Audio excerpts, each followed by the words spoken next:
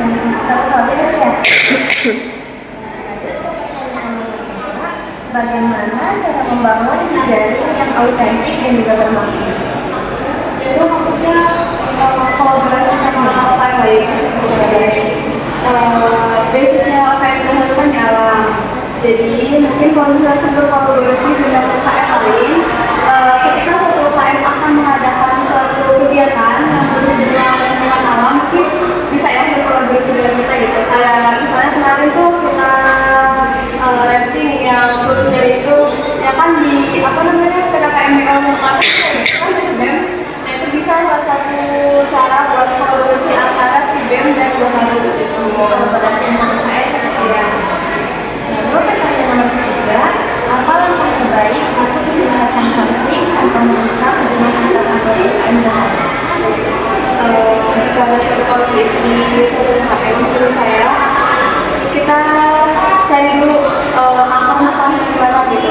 Jadi kita kumpulkan semua anggota untuk ngobrol gitu, untuk sharing. Kita cari masalahnya itu apa sih dan solusinya itu apa tanpa harus menimbulkan konflik gitu. Jadi kita menyelesaikan dengan kepala dingin. Baik-baik. Nah, pertanyaan nomor terakhir teh, bagaimana cara menerapkan manajemen waktu yang efektif dalam menjalankan kegiatan KM? Kalau saya pribadi, saya lebih mengutamakan kuliah daripada KM. KM kan penting, tapi saya lebih mengutamakan kuliah dulu. Kebetulan Baharu ini kegiatannya lebih besar, bukan lebih besar sih, lebih sering di weekend gitu. Jadi nggak mengganggu waktu kuliah lah gitu. Terus kalau misalnya ada kegiatan sama pas ada tugas gitu, saya pasti bakal mendahulukan selesai tugas saya dulu, baru saya ke UKM gitu. Jadi mendahulukan kuliah ya. Ini cukup sudah dari saya dan juga dari inovasi. Mungkin Baharu bisa melakukan program menerapkan pola atasan anggota memiliki tanggung jawab menjaga kelestarian alamnya. Terima kasih ya Teh atas wawancaranya. Mohon maaf kalau waktunya. Assalamualaikum warahmatullahi wabarakatuh.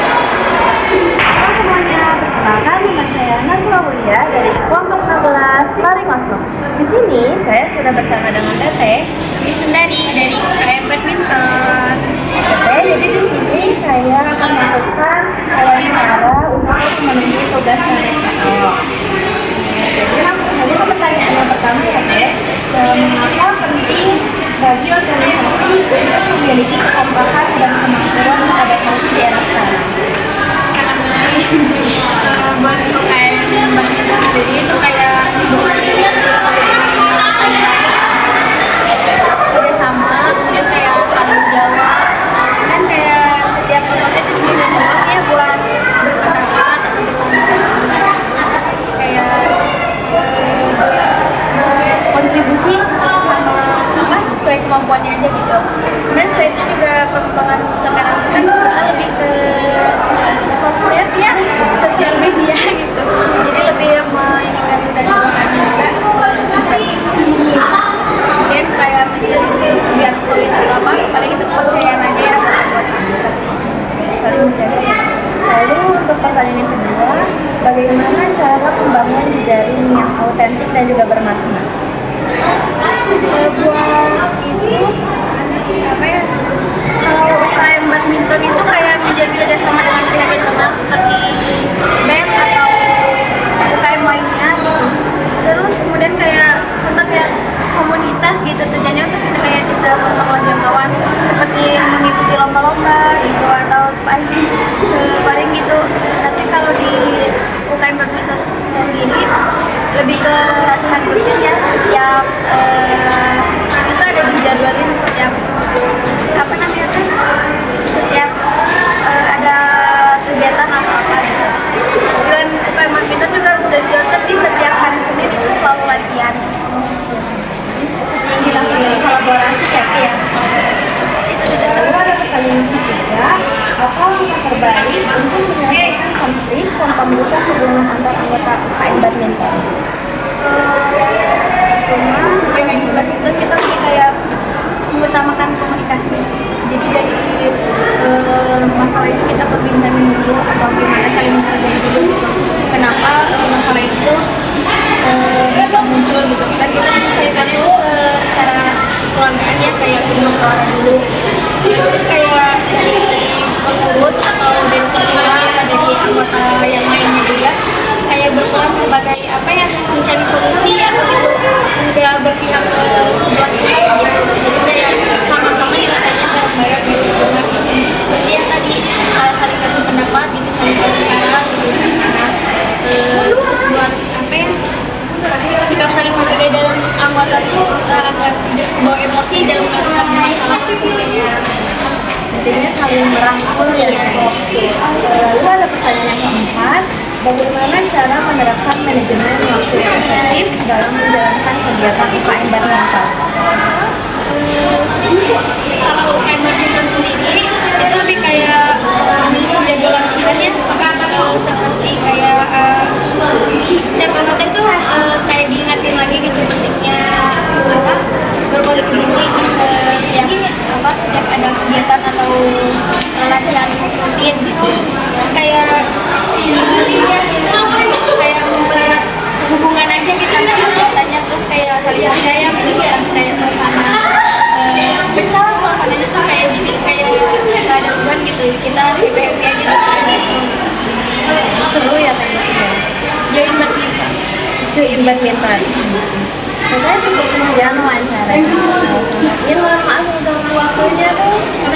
Mungkin ada sedikit inovasi yang dapat dilakukan. Kenapa anggota bisa dilatih sudah sederhana untuk memperbaiki teknik pukulan atau gerakan kaki.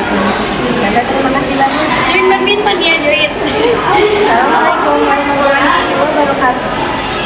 Nama saya Nisa Aulia dari kelompok 16 di sini saya akan mengalami tugas yaitu melakukan wawancara bersama siswi pemuda dari UKM. Masuk aja ke pertanyaan pertama, mengapa penting bagi organisasi untuk memiliki kekompakan dan kemampuan beradaptasi di era sekarang?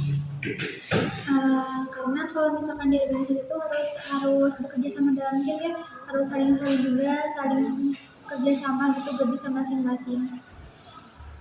Masuk ke pertanyaan nomor 2 yaitu bagaimana cara membangun jejaring yang autentik dan juga bermutu? Kalau misalkan bangun jejaring itu harus relasi yang lebih luas lagi. Ya, jadi bukan karena cuman butuh doang, butuh dari segala pihak gitu. Butuh kita harus sama di organisasi, harus sama saling support, saling belajar, saling mempunyai tujuan yang sama. Itu aja deh. Untuk pertanyaan nomor 3, apa langkah terbaik untuk menyelesaikan konflik tanpa mengubah hubungan antar anggota UKM KPK? Diobrolin baik-baik ya, jangan dari sebelah pihak doang gitu. Dan harus fokus ke penyelesaian masalahnya, bukan untuk memperbesar masalah. Untuk pertanyaan nomor 4, bagaimana cara menerapkan manajemen waktu yang efektif dalam menjalankan kegiatan UKM? Kayak kita harus membuat jadwal, misalkan ditempel di kamar ya biar lebih efektif gitu, biar gak lupa juga. Terus tadi ngomong kekeluargaan, iya kayak tadi kayak harus saling terbuka, saling jujur, saling percaya juga, dan harus saling bantu kalau misalkan ada kesulitan. Mungkin dari saya ada sedikit inovasi untuk UKM KPK itu bisa melakukan manajemen kesehatan dan lingkungan, misalnya menanam obat untuk kampus atau kampanye pengurangan sampah plastik. Mungkin cukup sekian ya wawancara. Selesai saja ya. Semoga UKM-nya tambah sukses, tambah banyak peminatnya. Terima kasih Teh. Assalamualaikum warahmatullahi wabarakatuh.